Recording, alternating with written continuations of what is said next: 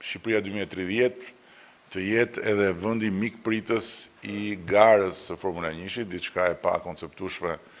deri para ca kohë, dhe diçka jo lehtësisht e konceptueshme nga vende shumë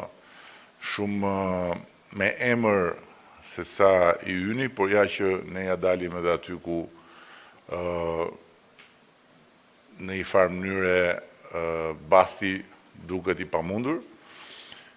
Dhe dua të theksoj që këtu nuk bëhet fjalë për të bërë një investim të kësaj natyre për një garë. Këtu bëhet fjalë për t'i instaluar ekonomisë shqiptare një motor të ri. Ky projekt është ekonomi, nuk është garë me makina. Dhe është ekonomi sepse në harkun e 360 vitit, ky projekt do të krijojë një destinacion ku në qendrën e vet të gravitetit do të jetë siguria rrugore dhe ku që nga fëmijët e vegjël deri tek më të rriturit që ngasin një makinë apo duan ngasin një makinë, do duhet t'i referohen kësaj qendre për testimet përkatëse që do t'jem pjesë e të qenit ton antar të Bashkimit Evropian. Modeli ynë për këtë është qendra në Vjenë, por siç e vu tre mbase nga prezantimi i projektit, me skuadrën teknike të Formula 1-s që ka punuar studioja e përzgjedhur nga konkursi ndërkombëtar, është ndërtuar një projekt që brenda vet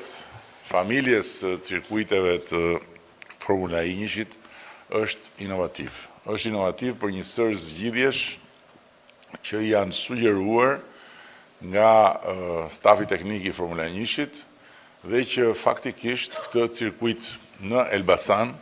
e bën një cirkuit që sjell një sër risish, gjë që është pjesë e kërkesave të Formula 1-shit kur adopton cirkuitet e reja në kalendarin e vet. Nga ana tjetër, më vjen shumë mirë që për shkak të një parashikimi jo optimist të motit, por këtu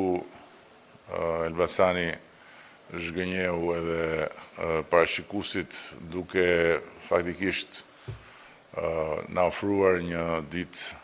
me diell. Ne nuk i ndam këto dy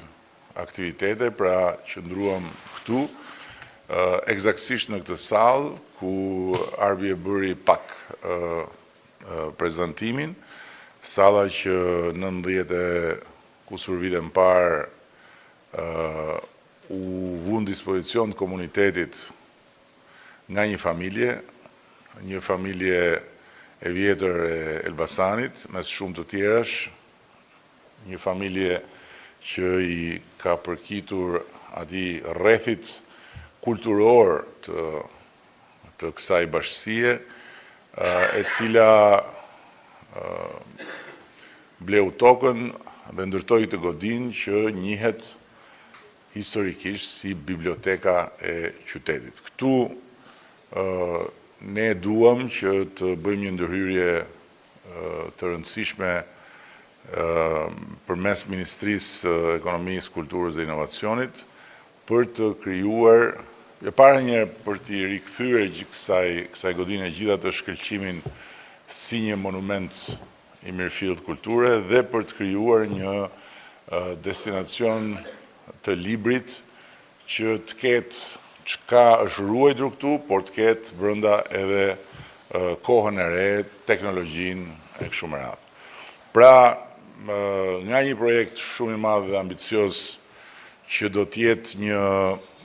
një motor i shtuar për ekonominë kombëtare, tek një projekt i vogël dhe lokal që do të jetë një tjetër Xhevahir që i shtohet Gjerdanit të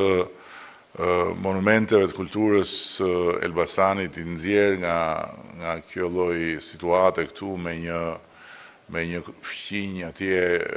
në formën e një ndërtimi absurd që është ngjitur në kurriz edhe do t'ja ndajmë. Ecim më tutje për të quar më tej atë vizionin e bashkimit të Tiranës me Elbasanin dhe e bashkëngjitjes së Elbasanit me Tiranën si një gjymtyr e një metropoli që tani gjithmonë më shumë po merr formë si metropoli i dekadës së ardhshme, me qendër Tiranën, me dalje në det në Durrës, me shtrirje në verilindje në Dibër, edhe me këtë krah në Elbasan, ku në ndërkohë kalojnë edhe infrastrukturat e rëndësishme, siç është dhe rrjeti evropian i korridoreve, korridori 8, që ne e përfshim në rrjetin evropian në samitin mes Bashkimit Evropian dhe Ballkanit Perëndimor në Tiranë në 2023. Shumë faleminderit edhe ditët më të mira edhe për Elbasanin janë të gjitha përpara.